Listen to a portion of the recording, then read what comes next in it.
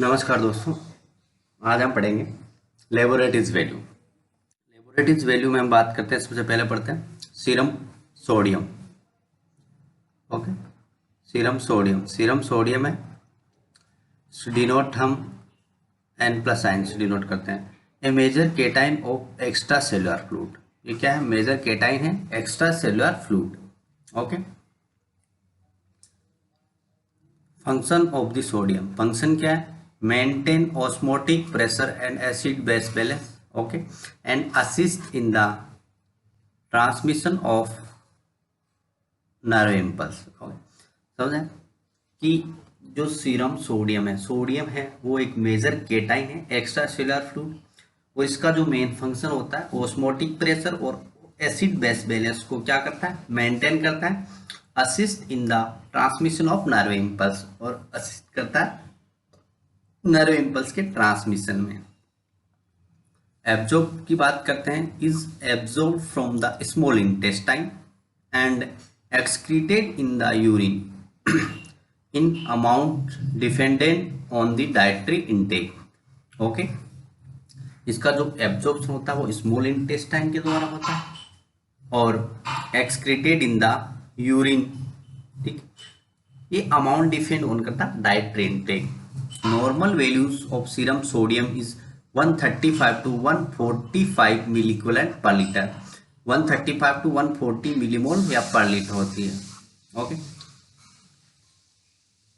बात करते हैं increase serum sodium level more than 145 मिलीक्यूलेंट per litre called हाइपरनेट्रीमिया। Okay, and decrease serum sodium level less than 135 मिलीक्यूलेंट per liter called hyponatremia. Means increase level more than 145 मिलीक्यूलेंट per litre उसको हम बोल सकते हैं हाइपरनेट्रीमिया, and decrease less than 135 मिलीक्यूलेंट per litre called hyponatraemia. Okay, normal value याद रखना है हमें। ये यहाँ से क्वेश्चन आया हुआ है एम्स भोपाल के अंदर, नर्सिंग ऑफिसर्स। ठीक है, एम्स भोपाल।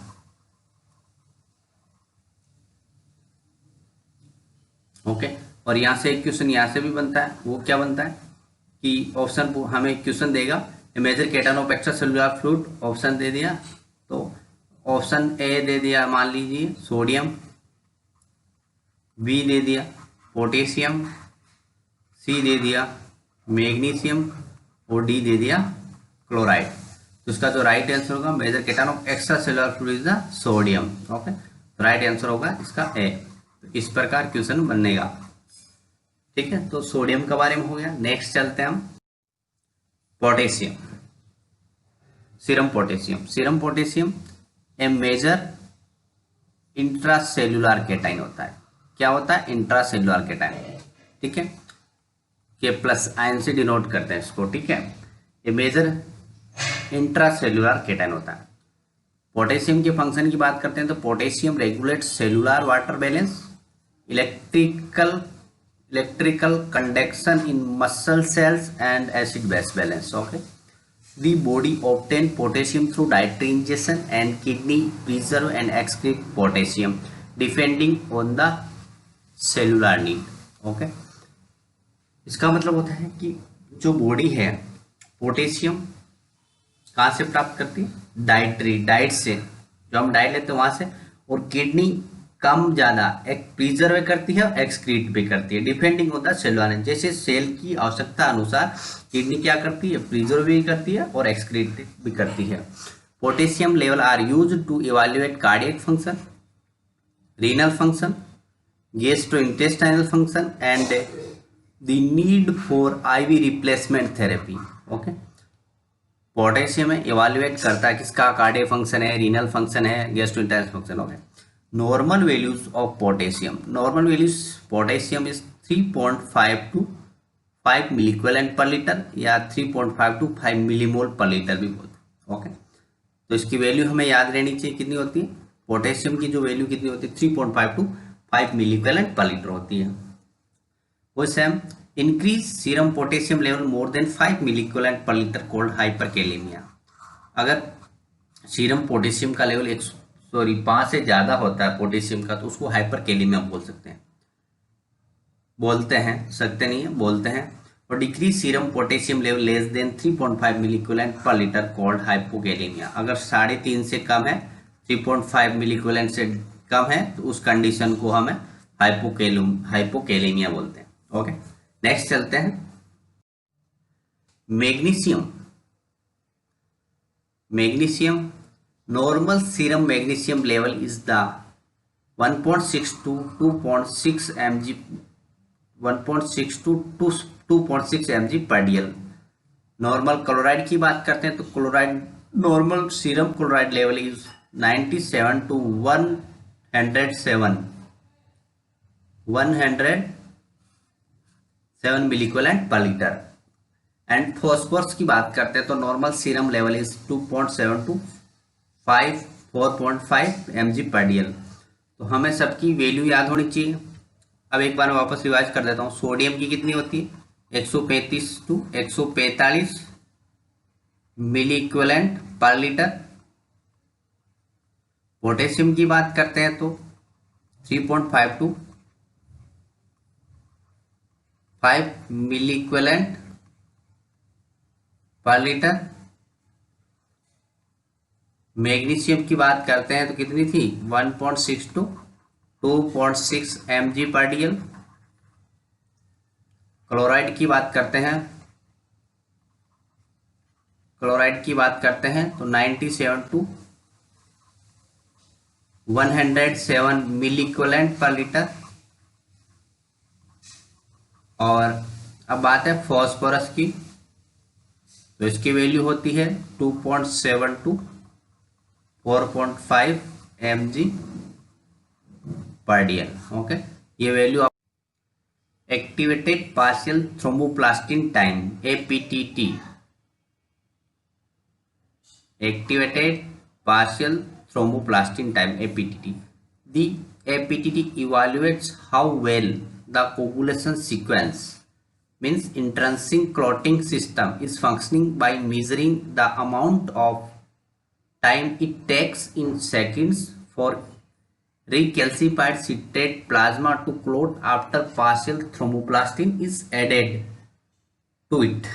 ओके, इस लाइन का मीन्स ये होता है कि जो भी एपीटीटी है वो किसके लिए करते हैं, जो इंट्रेंसिक क्लॉटिंग सिस्टम है वो कैसे काम कर रहा है, कैसे फंक्शनिंग कर रहा है, ठीक है, उसके लिए हम एपीटीटी करते हैं। और इसमें यह कि recalcified citrate plasma to clot after partial thromboplastin is added. उसमें थ्रोम्बोप्लास्टिन जो एंट क्लॉटिंग फैक्टर है वो ऐड करने के बाद देखते हैं उसमें कितना टाइम लगता है। Okay, the test screen for deficiencies and inhibitors of all factor except factor 7 and 13। Okay, ये जो स्क्रीन टेस्ट है किसके लिए यूज करते हैं, ये टेस्ट है एक्सेप्ट के अलावा 7 और 13 को छोड़ करके बाकी सभी जो क्लॉटिंग फैक्टर है उसको डेफिशिएंसी की स्क्रीनिंग किया जाता है। नॉर्मल जो रेफरेंस वैल्यू है इसकी, नॉर्मल जो वैल्यू है 28 to 35 सेकेंड। ओके, 28 से 35 सेकेंड इसकी नॉर्मल वैल्यू है। Okay, the APTT should be between 1.5 to 2.5 times normal when the client receive heparin therapy. अगर क्लाइंट हिपेरिन थेरेपी ले रहा है, रिसीव कर रहा है, तो उसमें जो एपीटीटी है वो 1.5 to 2.5 टाइम्स है, वो नॉर्मल होता है। ठीक है, इंपॉर्टेंट लाइन है, the test is useful in monitoring the patient taking anticoagulant drug like heparin. जो पेशेंट हिपेरिन ड्रग ले रहे हैं, हिपेरिन ड्रग चल रही है एंटीकोगुलेंट, उसके लिए मॉनिटरिंग करने के लिए हमें कौन सा टेस्ट करते हैं, एपीटीटी टेस्ट करते हैं। ये एग्जाम में आया हुआ क्वेश्चन है। ठीक है, अब कौन से में आया कंफर्म नहीं, लेकिन आया हुआ एग्जाम में क्वेश्चन है, इंपॉर्टेंट क्वेश्चन है। नेक्स्ट चलते हैं, prothrombin time and international normalize ratio. बात करते हैं प्रोथ्रोम्बिन टाइम एंड आईएनआर। कभी देखा होगा रिपोर्ट डॉक्टर लिखते हैं पीटी आईएनआर कराओ, पीटीआईएनआर कौन सी कंडीशन में करवाते हैं? जैसे खून को देखते हैं, ब्लड ब्लड का पता करते हैं कि ब्लड में कोगुलेशन तो नहीं है, ब्लड में क्या है, जैसे सेंट्रल लाइन डालने से पहले ये चेक करते हैं, ठीक है। और जो पेशेंट वारफिन एंटीकोगुलेंट चलिए उसमें भी क्या करते हैं, पीटीआईएनआर चेक करवाते हैं। जैसे डीपीटी डीवीटी हो गया, डीप वेन थ्रोम्बोसिस वाली कंडीशन के अंदर भी करवाते हैं कि भाई कितना ब्लड है, कितना क्या है। तो prothrombin is a vitamin K dependent glycoprotein produced by the liver that is necessary for fibrin clot formation. Okay, diet high in the green leaf vegetables can increase the absorption of vitamin K, which shortens the PT. जो prothrombin है vitamin K dependent glycoprotein होता है जो liver के द्वारा produce होती है, और इसको यह है कि फिब्रिन क्लॉट फॉर्मेशन के लिए आवश्यक है। जो डाइट है ग्रीन लीफ वेजिटेबल, जितने भी पत्तीदार सब्जियां, हरे पत्तीदार सब्जियां, वो विटामिन के एब्जॉर्प्शन को क्या करती है, बढ़ाती है, जिससे क्या होता है, पीटी इंटरवल्स होता है, जो पीटी है प्रोथ्रोम्बिन टाइम है वो कम हो जाता है। The test is used to assess the level of anticoagulant in patient taking warfarin. Important line है, ये भी एग्जाम में क्वेश्चन पूछा गया है कि the test is useful assess किसके लिए, एंटीकोगुलेंट पेशेंट टेकिंग वारफरिन, जो वारफरिन ले रहे हैं patient and oral anticoagulant warfarin, उसके लिए कौन सा टेस्ट करते हैं, प्रोथ्रोम्बिन टाइम। पीटीआईएनआर करते हैं, ठीक है। नॉर्मल पीटीआईएनआर कितना होता है, 11 to 12.5 सेकेंड, मीन्स एवरेज की बात करते हैं तो 10 to 12 second. Okay, INR 2 to 3 for standard warfarin therapy. Standard warfarin therapy के लिए 2 से 3, और जबकि हाई डोज वार्फरिन थेरेपी के लिए 3 to 3.5 होता है। पीटीआईएनआर की बात करते हैं स्पेशली मेल के लिए तो 9.6 to 11.8, एंड फीमेल की बात करते हैं तो 9.5 to 11.3 होता है। ये इंपॉर्टेंट वैल्यू है, एक्यूरेट वैल्यू है, ये याद रखना है, ठीक है। वैसे पूछते हैं कि पीटीआईएनआर नॉर्मल कितना होता है, पीटीआईएनआर, और ऑप्शन डिपेंड करता है, ऑप्शन में 10 से 12 सेकेंड होता है वैसे। और एक्यूरेट की बात करते हैं तो 11 to 12.5 सेकेंड, और अलग अलग मेल एंड फीमेल की बात करते हो 9.6 to 11.8 male and 9.5 to 11.3 in female. Okay, next देख प्लेटलेट्स।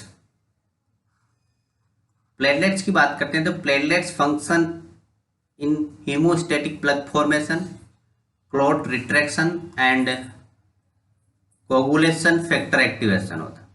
प्लेटलेट्स का जो फंक्शन होता है वो क्या फंक्शन होता है, haemostatic plug formation, clot retraction and coagulation factor activation. Coagulation जो फैक्टर उसको एक्टिवेशन करने के काम आती है। Platelets are produce by bone marrow to function in haemostasis. Normal values होती है 1.5 lakh to 4 lakh. Okay, 1.5 lakh to 4 lakh इसकी नॉर्मल वैल्यू होती है। Okay, monitor the platelets count closely in patient receiving chemotherapy because the risk for thrombocytopenia। Line अच्छे से पढ़ना, इसका मतलब होता है अगर किसी पेशेंट को कीमोथेरेपी चल रही है तो कीमोथेरेपी क्या करेगी, बोन मैरो डिप्रेशन करती है। क्या करती है, बोन मैरो डिप्रेशन, जिससे क्या होगा, प्लेटलेट्स का जो है वो प्रोड्यूस कहाँ से होती है, बोन मैरो से, जिससे क्या होगी, प्रोड्यूस कम होगी। इस कंडीशन को बोलते हैं थ्रोम्बोसाइटोपिनिया। थ्रोम्बोसाइटोपिनिया, थ्रोम्बोसाइटोपिनिया की कंडीशन के अंदर क्या हो सकता है, ब्लीडिंग टेंडेंसीज हो सकती है, ब्लीडिंग के चांस बढ़ जाते हैं, ठीक है। और प्लेटलेट्स का काउंट बढ़ जाना, उस कंडीशन को क्या बोल सकते हैं, उसको बोलते हैं थ्रोम्बोसाइटोसिस। थ्रोम्बोसाइटोसिस बोल सकते हैं। और थ्रोम्बोसाइटोसिस की कंडीशन के अंदर कौन क्या हो सकता है, थ्रोम्बोसिस बन सकता है। और थ्रोम्बोसिस बन सकता है तो थ्रोम्बोसिस कहीं भी बन सकता है, जैसे कोरोनरी आर्टरी बन रही है तो कोरोनरी आर्टरी डिजीज हो जाएगी, तो चांस रहेगा हार्ट अटैक। तो मतलब प्लेटलेट्स का लेवल बढ़ना भी नुकसान है और कम होना भी नुकसान है। बढ़ जाएगा तो क्या इस कंडीशन को बोलते हैं हम थ्रोम्बोसाइटोसिस। और कम हो जाना, डिक्रीज हो जाना, उसको बोल सकते हैं थ्रोम्बोसाइटोपिनिया। थ्रोम्बोसाइटोपिनिया, थ्रोम्बोसाइटोपिनिया की कंडीशन में क्या होता है, ब्लीडिंग होने के चांस रहते हैं। और थ्रोम्बोसाइटोसिस की कंडीशन के अंदर क्या होता है, थ्रोम्बोसिस बढ़ने के चांस रहते हैं। ओके, नेक्स्ट चलते हैं। Fasting blood glucose,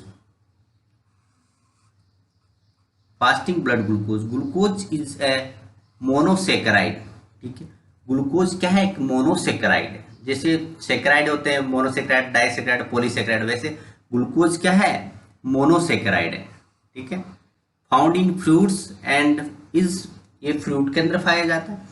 and is formed from the digestion of carbohydrate and the conversion of glycogen by the liver. Glucose एक मोनोसेकेराइड है जो फ्रूट के अंदर पाया जाता है और ये कार्बोहाइड्रेट के डाइजेशन से बनता है। इसको लीवर है, ये ग्लूकोज को ग्लाइकोजन में कन्वर्ट करता है। Okay, glucose is the main source of cellular energy. Glucose है वो क्या है, मेन सोर्स है सेल की एनर्जी के लिए for the body and essential for brain and erythrocyte function. Brain और इरिथ्रोसाइट फंक्शन के लिए भी ग्लूकोज की आवश्यकता होती है। नर्सिंग कंसिडरेशन की बात करते हैं तो नर्सिंग कंसिडरेशन क्या होता है, अगर फास्टिंग ब्लड ग्लूकोज आप सैंपल ले रहे हो तो instruct the client fast for 8 to 12 hour before the test. इस टेस्ट से पहले आप टेस्ट सैंपल ले रहे हो तो पेशेंट को इंस्ट्रक्ट करना है कि सैंपल लेने से पहले 8 से 12 घंटा पेशेंट को क्या है, फास्ट रहना। उसके बाद 8 से 12 घंटे बाद आपको सैंपल लेना है, तब एक्यूरेट वैल्यू हमें पता चलेगी। नॉर्मल जो ग्लूकोज लेवल है, नॉर्मल FBSO है, fasting blood glucose 70 to 110 mg पर DL होता है। कितना होता है, याद रखना, 70 to 110 mg पर DL। ओके, और 4 to 6 मिलीमोल पर लीटर। मिलीमोल की बात करते हैं तो कभी कभार वैल्यू पूछ सकते हैं लेकिन पूछते नहीं है। नॉर्मल वैल्यू है 70 to 110 mg पर DL होती है। नेक्स्ट बात करते हैं ग्लाइकोसाइलेटेड हीमोग्लोबिन HbA1c। इंपॉर्टेंट है, ये भी, इससे भी क्वेश्चन पूछा गया है। HbA1c is blood glucose bound to haemoglobin. Blood है, ब्लड ग्लूकोज है, हीमोग्लोबिन से बाउंड हो रहा है, बाउंड टू हीमोग्लोबिन। हीमोग्लोबिन से कैसे बाउंड हो रहा है, ठीक है। Haemoglobin A1c, HbA1c is a reflection of how well blood glucose level have been controlled for the past 3 to 4 month। आया समझ, इंपॉर्टेंट है, यहाँ से क्वेश्चन बना हुआ है और क्वेश्चन बनता है और आया हुआ भी है कि जो ये HbA1c टेस्ट है, इससे क्या पता चलता है कि 3 महीने पहले कि ब्लड ग्लूकोज लेवल कैसे कंट्रोल हो रहा था। ठीक है, 90 डेज, बात करते हैं 3 मंथ या आप बोल सकते हो 90 डेज। ठीक है, इससे पता करते हैं HbA1c। Okay, fasting is not required before the test. इस टेस्ट से पहले फास्टिंग होना जरूरी नहीं है। नॉर्मल वैल्यू की बात करते हैं जिसकी 4 to 6% होती है। कितनी होती है, 4 to 6%। नेक्स्ट चल, रीनल फंक्शन टेस्ट की बात करते हैं, RFT।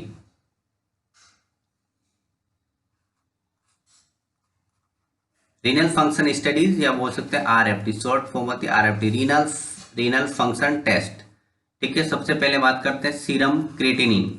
सीरम क्रिएटिनाइन की बात करते हैं। Creatinine is a specific indicator of renal function. Renal function का जो स्पेसिफिक इंडिकेटर है वो क्या है, क्रिएटिनाइन होता है। इंपॉर्टेंट लाइन है। Next, increase level of creatinine indicate slowing of the glomerular filtration rate. अगर जिसका शॉर्ट फॉर्म है GFR, ग्लोमेरुलर फिल्ट्रेशन रेट। अगर बात करते हैं कि अगर क्रिएटिनाइन का लेवल ब्लड के अंदर बढ़ जाता है, जिससे क्या होता है, किडनी के अंदर जीएफआर रेट क्या हो जाती है, कम हो जाती है। नॉर्मल जीएफआर की बात करते हैं तो normal rate of GFR glomerular filtration rate होती है, वो कितनी होती है 125 ml पर मिनट होती है, 125 ml पर मिनट होती है। नेक्स्ट बात करते हैं, instruct the client to avoid excessive exercise for 8 hours and excessive red meat intake for 24 hours before the test. आप इस टेस्ट को कर रहे हो, सैंपल ले रहे हो, तो पेशेंट को पहले इंस्ट्रक्ट करना चाहिए 8 घंटे पहले कि भाई आप कोई हैवी एक्सरसाइज नहीं करना है और 24 आवर्स मीन्स कोई मीट वीट नहीं खाना है, क्योंकि वो क्या है क्रिएटिनिन का लेवल बढ़ाते हैं। नॉर्मल वैल्यू की बात करते हैं, इसका इंपॉर्टेंट है। नॉर्मल वैल्यू होती है वो क्रिएटिनिन की कितनी होती है 0.6 टू 1.3 mg पर dl। नॉर्मल क्रिएटिनिन लेवल कितना होना चाहिए 0.6 से 1.3 mg पर dl, 0.6 से 1.3 mg पर dl। ओके, नेक्स्ट चलते हैं, blood urea nitrogen. Blood urea nitrogen, urea nitrogen is the nitrogen protein of urea. ठीक है, nitrogen protein of urea A substance formed in the liver through an enzymatic protein breakdown process. Okay, elevated level indicate slowing the GFR glomerular filtrate rate। Same वही condition है, अगर blood urea nitrogen level बढ़ेगा तो GFR कम हो जाती है kidney के द्वारा। नो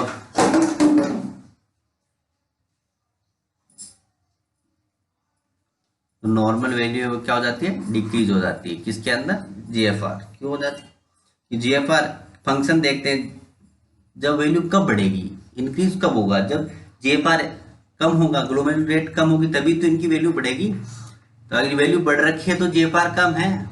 तो normal values blood urea nitrogen is 6 to 20 mg पर dl, या कुछ बुकों में इसकी वैल्यू 8 to 25 mg पर dl भी दे रखा है। ठीक है, तो नॉर्मल या 2.5 to 2.1 to 7.1 मिलीमोल पर लीटर पर। वैल्यूज की इंपॉर्टेंट है, याद रखना, ये भी इंपॉर्टेंट है, सारे पॉइंट इंपॉर्टेंट है। ओके, नेक्स्ट चलते हैं, प्रोटीन्स के बारे में बात करते हैं, लिपोप्रोटीन्स के बारे में बात करते हैं। लिपोप्रोटीन बहुत important, lipid and protein combination formed lipoprotein. पता है लिपोप्रोटीन कैसे बनता है, लिपिड प्लस प्रोटीन की कॉम्बिनेशन से क्या बनता है लिपोप्रोटीन। ठीक है, ये क्या बन गया लिपोप्रोटीन। क्या, विच transport lipid in the blood. जो लिपोप्रोटीन क्या करता है, विच transport lipid in the blood, blood के अंदर लिपिड को ट्रांसपोर्ट करता है लिपोप्रोटीन। 3 इंपॉर्टेंट लिपोप्रोटीन है, 3 इंपॉर्टेंट होते हैं लिपोप्रोटीन। कौन कौन से होते हैं, एक होता है हाई डेंसिटी लिपोप्रोटीन HDL, एक होता है लो डेंसिटी लिपोप्रोटीन LDL, एक होता है very low density lipoprotein VLDL। Okay, तो सबसे पहले पढ़ते हैं हाई डेंसिटी लिपोप्रोटीन HDL। ये क्या करता है, HDL क्या करता है, it removes excessive cholesterol from body cells and blood, okay, and by transporting it to liver for elimination through bile. ये जो HDL है वो जितना भी एक्सेसिव जो कोलेस्ट्रॉल है हमारी बॉडी के अंदर, सेल के अंदर, ब्लड के अंदर, उसको लीवर के अंदर ट्रांसपोर्ट करता है। लीवर उसको क्या करता है, बाइल बना करके बाइल के रूप में उसको बाहर निकाल देता है। तो क्या हुआ, हमारी बॉडी के अंदर कोलेस्ट्रॉल लेवल कम हुआ। तो HDL क्या करता है, हमारी बॉडी के अंदर कोलेस्ट्रॉल लेवल को कम करता है।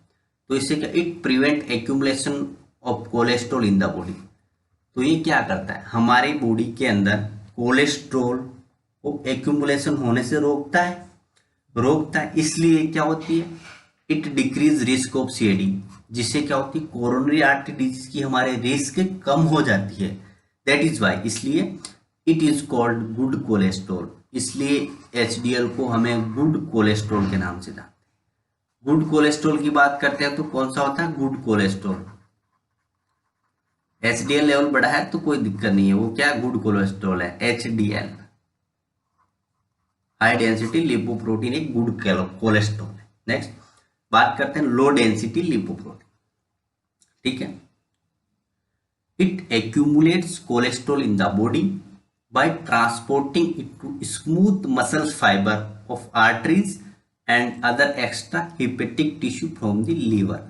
ओके, ये क्या करता है, लो डेंसिटी जो लिपोप्रोटीन है वो क्या करता है, जो कोलेस्ट्रॉल है, ठीक है, वो लीवर से लेकर के, जैसे स्मूथ मसल्स फाइबर है, आर्टरी से एक्स्ट्रा हेपेटिक टिश्यू, उसके अंदर क्या एक्यूमुलेट करता है। तो इससे क्या होगी, बॉडी के अंदर कोलेस्ट्रॉल लेवल बढ़ेगा, ठीक है। तो it increase risk of CID, जिससे क्या होती है, रिस्क हो जाती है कोरोनरी आर्टरी डिजीज की। That why it called bad cholesterol, इसलिए इसको हमें बैड कोलेस्ट्रॉल कहते हैं। बैड कोलेस्ट्रॉल कौन सा हो गया, एलडीएल, लो डेंसिटी लिपोप्रोटीन, ठीक है। अब बात करते हैं very low density lipoprotein. It convert into low density lipoprotein, ये है एलडीएल के अंदर कन्वर्ट हो जाता है। किसके अंदर कन्वर्ट हो जाता है, एलडीएल के अंदर। ओके, और भी इसके बारे में आपको नॉलेज चाहिए तो सबसे बेस्ट बुक है पीआर यादव, बहुत अच्छी बुक है, आप उसमें से पढ़ सकते हो, बहुत अच्छी बुक है। मैं तो वही रेफर करता हूँ, और एग्जाम बेस क्लियर करना है तो उस बुक को पढ़ना है आप, और इतनी अच्छी लैंग्वेज, इजी लैंग्वेज दे रखी है। Is the best book of competition PR Yadav, and others book जैसे टारगेट हाई, एनक्लेक्स, वो भी बेस्ट है, लेकिन शुरुआत स्टार्टिंग जो बुक लेनी है हमें पीआर यादव से स्टार्ट करनी, उसके बाद अदर गाइड्स पढ़ने हैं। ओके, ठीक, नेक्स्ट चलते हैं, नॉर्मल वैल्यू की बात करते हैं हम। Cholesterol level less than 2 mg/dl, cholesterol की जो नॉर्मल वैल्यू की बात करते हैं वो होता है 150 to 200 mg/dl। ओके, कितना होता है, 150 to 200 mg/dl। और हर एग्जाम में ये क्वेश्चन आया हुआ है, बहुत बार एक क्वेश्चन पूछा जाएगी, कोलेस्ट्रॉल का नॉर्मल लेवल कितना होता है, 150 से 200 mg/dl होता है, या बोल सकते हो लेस देन 200 mg/dl, 200 से कम होना चाहिए। एचडीएल की बात करते हैं तो लेस देन 130 mg/dl। एचडीएल की बात करते हैं, हाई डेंसिटी लिपोप्रोटीन की, लेस देन 40 mg/dl, ठीक है। एचडीएल, एलडीएल, एचडीएल 40 mg/dl से कम होना चाहिए, और एलडीएल 130 से कम होना चाहिए, ठीक। नेक्स्ट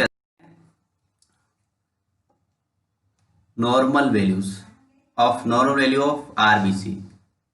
आरबीसी की बात करते हैं, मेल अडल्ट की बात करते हैं तो 4.5 to 6.2 million cells mm of cube, female adult की बात करते हैं तो 4 to 5.5 मिलियन सेल्स पर mm ऑफ क्यूब, ठीक है। तो 4.5 to 6.2 मिलियंस हो गई इसमें मेल अडल्ट के अंदर, और 4 to 5.5 मिलियन सेल्स हो गई फीमेल के अंदर। डब्ल्यूबीसी की बात करते हैं, normal white blood cells count range from 4,500 to 11,000, means बात करते हैं 4,000 से 11,000 होनी चाहिए, या मतलब 4500 से 11,000 तक बीच में होनी चाहिए। प्लेटलेट्स की बात करते हैं, अभी प्लेटलेट्स हमने पहले पढ़ लिया, तो नॉर्मल जो रेंज होती है 1.5 से 4 lakh, 1.5 to 4 lakh,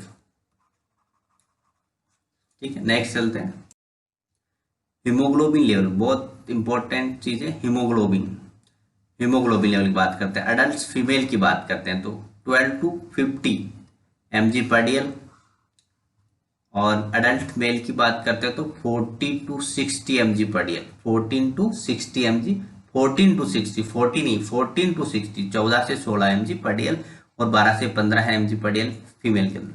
iron deficiency anaemia can result in lower haemoglobin level. ठीक है, आयरन डेफिशिएंसी एनीमिया होता है, उसके अंदर हीमोग्लोबिन लेवल का जो लेवल है वो कम हो जाता है। डिहाइड्रेशन में increase the haemoglobin level by haemo concentration. Dehydration हो रहा है, उस डिहाइड्रेशन के अंदर भी क्या हो सकता है, हीमोग्लोबिन का लेवल कम हो सकता है। क्यों?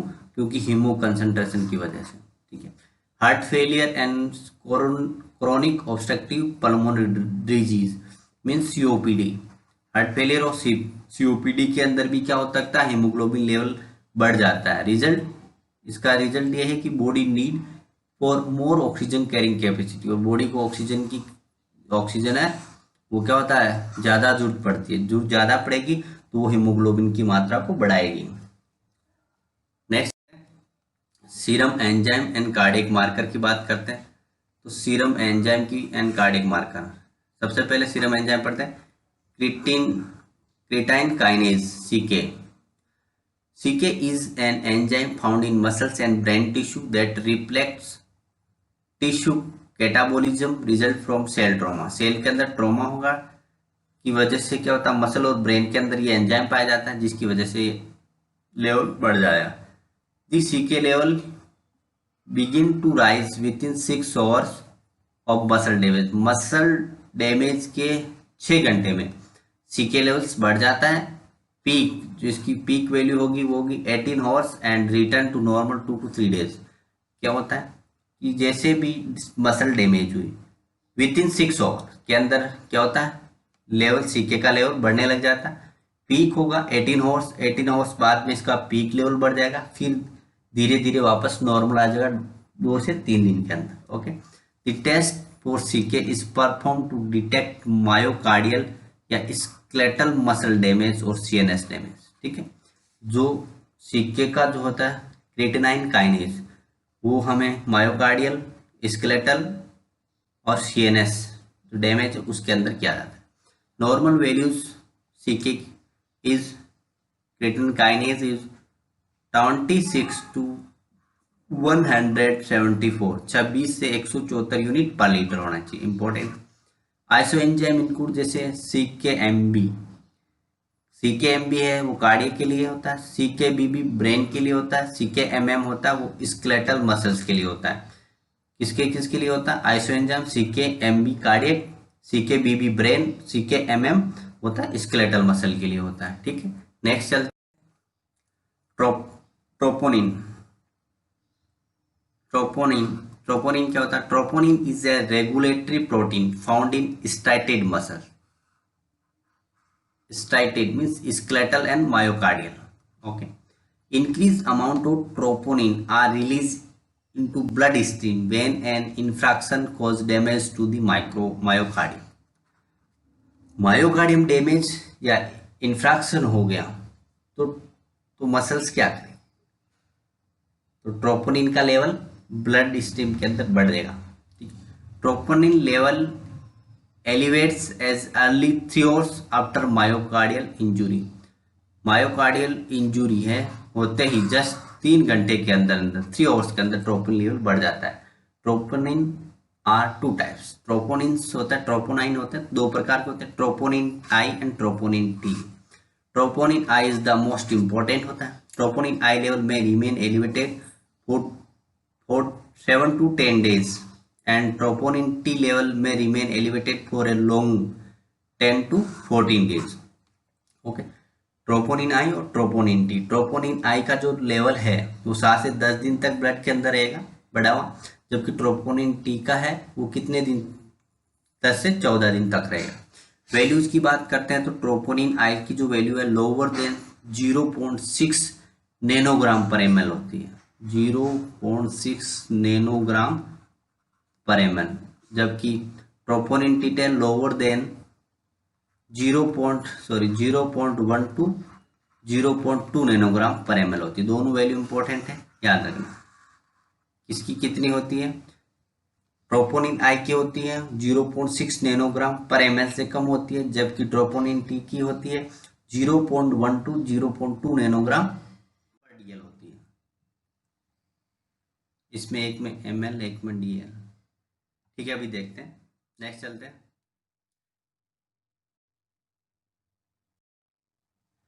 Serum gastrointestinal study, serum gastrointestinal study की बात करते हैं। एल्बुमिन सबसे इंपॉर्टेंट चीज है, एल्बुमिन। एल्बुमिन के बारे में पढ़ते हैं तो a main plasma protein of blood, ये मेन प्लाज्मा प्रोटीन होती है और ब्लड की जो मेन प्लाज्मा प्रोटीन होती है वो कौन सी होती है, एल्बुमिन होती है। Maintain oncotic pressure of blood, ये क्या करता है, जो ऑन्कोटिक प्रेशर होता है ब्लड को मेंटेन करता है। Normal oncotic pressure of blood कितना होता है, 25 to 30 mm of Hg, 25 to 30 mm of Hg होता है, 25 से 30 mm ऑफ Hg होता है। Increase in condition such as, कौन सी कंडीशन के अंदर एल्ब्यूमिन का लेवल है ब्लड के अंदर बढ़ जाएगा, सच एज डिहाइड्रेशन, डायरिया और मेटास्टैटिक कार्सिनोमा। इन 3 कंडीशन है ऐसी जिसके अंदर क्या हो सकता है, एल्ब्यूमिन का लेवल बढ़ जाता है। Decrease in condition such as, और एक ऐसी कंडीशन आएगी जिसके अंदर कम हो जाएगा, जैसे एक्यूट इन्फेक्शन, असाइटिस और एल्कोहोलिज्म। इस कंडीशन के अंदर क्या होता है, डिक्रीज हो जाता है किसका लेवल, एल्बुमिन का level. Normal value of albumin is 3.4 to 5 ग्राम पर डीएल होता है। कितना होता है, नॉर्मल वैल्यू आपको याद रखनी है, 3.5 to 5 ग्राम पर डीएल होता है, 3.5 to 5 ग्राम पर डीएल होता है। नेक्स्ट चलते हैं अमोनिया। अमोनिया की बात करते हैं। It is a product of protein catabolism, ये प्रोटीन की catabolism product most created by bacteria acting on protein present in the gut. Okay, ammonia is metabolised by liver and excreted by the kidney as urea. Ammonia का जो metabolise होता है वो कहाँ होता है, लीवर के अंदर होता है, लेकिन एक्सक्रीटेड होता है किडनी के थ्रू एज ए यूरिया के रूप में। Elevated level resulting from hepatic dysfunction में लीड्स टू एनसीफेलोपैथी। जैसे एनसीफेलोपैथी कंडीशन हो तो उसके अंदर अमोनिया का लेवल बढ़ जाएगा। नॉर्मल वैल्यूज ऑफ अमोनिया की बात करते हैं तो 10 to 80 माइक्रोग्राम पर डीएल होता है। ठीक है, इंपॉर्टेंट है। कितना होना चाहिए, 10 से 80 माइक्रोग्राम पर डीएल होता है। नेक्स्ट एलटी, अब बात करते हैं लीवर फंक्शन टेस्ट। वो होते हैं एलएफटी, आरएफटी की बात कर लेते हैं। लीवर फंक्शन टेस्ट जिसमें होता है एलटी, एलेनिन एमिनो ट्रांसफरेज। ठीक है, ALT use to identify hepatocellular इनर्जी and inflammation of the liver and monitor improvement या वर्सिंग ऑफ डिजीज। ओके, ये बात करते हैं हम कि ALT use to identify hepatocellular energy. जो हिपेटिक है, लीवर का जो सेल है उसके अंदर कोई भी इंजुरी और इन्फ्लामेशन, उसको मॉनिटर करने या उसको जैसे इम्प्रूवमेंट है वर्सिंग ऑफ डिजीज कंडीशन का पता करने के लिए एलटी का use. Normal values 10 to 40 units per litre, 10 से 40 यूनिट पर लीटर होता है इसका। ठीक है, कितना होता है, 10 से 40। प्रीवियस आईएम इंजेक्शन में कोज एलिवेटेड लेवल, जैसे प्रीवियस में आईएम इंजेक्शन लगाया हुआ कुछ भी तो क्या होता है, मसल्स के अंदर इंजुरी होती है तो इसकी वजह से क्या होता है, एलटी का लेवल बढ़ सकता है। नो फास्टिंग इज रिक्वायर्ड, इसमें फास्टिंग की कोई जरूरी नहीं है। ठीक है, एसटी की बात करते हैं। Aspartate amino transferase, normal value होती है 10 to 30 units per litre, same as ALT. Next चलते हैं amylase. The enzyme produce by the pancreas, ठीक है, and salivary gland aid in the digestion of complex carbohydrates and is excreted by the kidney। Okay, ये एक enzyme है जो pancreas और salivary gland के द्वारा क्या होता है, प्रोड्यूस होता है और कार्बोहाइड्रेट के डाइजेशन में काम आता है। ठीक है, नॉर्मल वैल्यू की बात करते हैं एमाइलेज की तो होती है 25 to 151 या बोल सकते हो 151 यूनिट पर लीटर, 25 से 151 यूनिट पर लीटर होती है। कितनी होती है, एमाइलेज का जो लेवल होता है नॉर्मल कितना होता है, 25 से 151 यूनिट पर लीटर। इंपॉर्टेंट है, याद रखना। इन acute pancreatitis and chronic pancreatitis की बात करते हैं। तो acute pancreatitis the amylase level में exist 5 times the normal value. ठीक है, तो एक्यूट पेनक्रियाटाइटिस के अंदर क्या हो सकता है, नॉर्मल वैल्यू से क्या होता है 5 गुना वैल्यू बढ़ जाती है, 5 गुना वैल्यू बढ़ जाती है। The level rising 6 hours after onset of pain, pain के 6 घंटे बाद। ठीक है, and peak is about 24 hours and return to normal 2 to 3 days after the onset of pain. ठीक है, पेन के 6 घंटे बाद वैल्यू बढ़ जाती है इसकी, और इसकी जो पीक वैल्यू होती है वो कितनी होती है, ऑनसेट ऑफ पेन के 24 आवर्स बाद। पेन से स्टार्ट करना है, ऑनसेट ऑफ पेन के 6 घंटे बाद इसकी वैल्यू, 6 घंटे बाद इसकी वैल्यू बढ़ जाती है। पीक 24 घंटे पे होती है और नॉर्मल 2 से 3 दिन के बाद नॉर्मल आ जाती है। ठीक है, और इन क्रोनिक पेनक्रियाटाइटिस की बात करते हैं तो दी rise in the serum amylase usually does not normally exceed 3 times to the normal। जबकि क्रोनिक पेनक्रियाटाइटिस है उसके अंदर 3 गुने से ज्यादा नहीं बढ़ती है, जबकि एक क्रोनिक के अंदर ज्यादा नहीं बढ़ती है, जबकि एक्यूट के अंदर बहुत ज्यादा बढ़ती है, 5 गुना बढ़ जाती है। तो यही पता कर लेते हैं कि भाई कितना गुना बढ़ रखी है, कि 5 गुना बढ़ रखी है तो एक्यूट पेनक्रियाटाइटिस है, जबकि क्रोनिक होती है उसको 3 गुना से ज्यादा नहीं बढ़ती। Next lipase. ठीक है, एमाइलेज और लाइपेज क्या है, पेनक्रियास के मार्कर है, पेनक्रियाटाइटिस के मार्कर है। ठीक है, लाइपेज की बात करते हैं। Life this is pancreatic enzyme convert करता है fat and triglyceride into fatty acid and glycerol. आपको पता है लाइपेज क्या होता है, एक पेनक्रियाटिक एंजाइम होता है जो फैट और ट्राइग्लिसराइड है उसको फैटी एसिड और ग्लिसरॉल के अंदर कन्वर्ट करता है। एलिवेटेड लाइपेज लेवल अकर इन पेनक्रियाटिक डिसऑर्डर, और पेनक्रियाटिक जो डिसऑर्डर है उसके अंदर इसका लेवल क्या बढ़ जाता है, लाइपेज का लेवल बढ़ जाता है। एलिवेशन में not occur until 24 to 6 hours after the onset of illness and may remain elevated for up to 14 days। Okay, may not occur until ये है कि 24 से 36 घंटे के बाद ही बढ़ेगा और 14 दिन तक रहेगा। नॉर्मल वैल्यू की बात करते हैं लाइपेज की, तो लाइपेज की जो नॉर्मल वैल्यू होती है 10 to 140 units per litre, 10 to 140 units per litre होती है, जबकि उसकी कितनी होती है 25 to 151 यूनिट पर लीटर।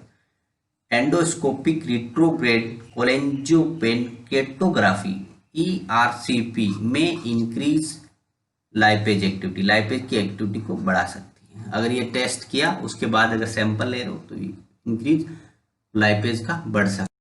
नेक्स्ट बात करते हैं बिलीरुबिन, बहुत इंपॉर्टेंट है। बिलीरुबिन की बात करते हैं। Bilirubin produce by liver, liver के द्वारा produce spleen and bone marrow. ठीक है, and also by product of haemoglobin breakdown. ठीक है, जो बिलीरुबिन है कहाँ से प्रोड्यूस होता है, लीवर के द्वारा भी हो सकता है, spleen bone marrow, and also by the product of haemoglobin breakdown, haemoglobin के ब्रेकडाउन का भी इसके अंदर प्रोडक्ट है। Total bilirubin level can be break down into direct bilirubin. ठीक है, डायरेक्ट टोटल बिलीरुबिन लेवल है वो ब्रेक डाउन होगा direct bilirubin, which is excreted primarily via the intestinal tract, and indirect bilirubin which circulate primarily in the blood stream. Okay, इस line का means यही है कि जो टोटल बिलीरुबिन लेवल्स है वो ब्रेक डाउन होगा डायरेक्ट के अंदर, जो कि एक्सक्रीटेड होगा primarily via intestinal tract, and indirect जो बिलीरुबिन लेवल है सर्कुलेट करेगा blood stream. Total bilirubin level increase with any type of jaundice, total bilirubin level है वो बढ़ जाता है any type of jaundice. Direct और indirect bilirubin level help differentiate the cause of jaundice. Direct और indirect जो bilirubin level है वो क्या करते हैं, डिफरेंशिएट करते हैं कि कौन सा टाइप का जॉन्डिस है। ठीक, नॉर्मल वैल्यूज की बात करते हैं तो डायरेक्ट बिलीरुबिन लेवल जिसको बोलते हैं ऑल्सो नोन एज कंजुगेटेड, इसकी जो वैल्यू होती है लेस देन 0.3 mg/dl, इसकी वैल्यू कितनी होती है 0.3 mg पर डीएल होती है। ओके, इनडायरेक्ट बिलिरुबिन जिसको बोलते हैं हम अनकंजुगेटेड बिलिरुबिन, जिसकी जो नॉर्मल वैल्यू होती है वो कितनी होती है 0.121 mg पर डीएल। कितनी होती है 0.121 mg पर डीएल। डायरेक्ट की 0.3 mg पर डीएल से कम होना चाहिए। अनजुगेटेड या इनडायरेक्ट की होती है 0.121 mg पर डीएल। और total bilirubin level is 0.1 to 1.2 mg पर डीएल। ठीक है, 0.1 to 1.2 mg पर डीएल होती है टोटल बिलिरुबिन लेवल। और लेस देन, और बोल सकते हैं लेस देन 1.5 mg पर डीएल, कितना 1.5 से कम होना चाहिए। नेक्स्ट चलते हैं प्रोटीन। प्रोटीन भी बहुत इंपॉर्टेंट है। Protein reflects the total amount of albumin and globulin in the plasma. Reflects करता है total amount of albumin and globulin in the plasma. Protein regulates osmotic pressure and is necessary for the formation of many hormones, enzymes and antibodies. Okay. Protein क्या करती है, osmotic pressure को भी regulate करती है, और कुछ हॉर्मोन्स है, एंजाइम है, एंटीबॉडीज है, उसके फॉर्मेशन के लिए भी प्रोटीन की आवश्यकता होती है। Increase in condition such as, ये कंडीशन याद रखना भाई, किस किस कंडीशन के अंदर बढ़ जाते हैं, किस कंडीशन के अंदर प्रोटीन लेवल डिक्रीज हो जाता है। Increase in condition such as Addison disease, auto immune collagen disorder, chronic infection या क्रॉन्स डिजीज के अंदर प्रोटीन का लेवल बढ़ जाता है। और decrease in condition such as burn, cirrhosis, oedema and severe hepatic disease के अंदर इसका भी लेवल है वो क्या होता है, डिक्रीज हो जाता है। नॉर्मल वैल्यूज इज 6 to 8 ग्राम पर डीएल होती है। कितनी होती है, 6 से 8 ग्राम पर डीएल होती है। ओके, नेक्स्ट देखते हैं। धन्यवाद। Thanks for watching friend, please subscribe, like and share and comment. जिन्होंने हमारे चैनल को अभी तक सब्सक्राइब नहीं किया प्लीज सब्सक्राइब कर दो, और जिसको अच्छा लगे वो लाइक भी करें, शेयर भी करें। धन्यवाद, आपका बहुत बहुत धन्यवाद।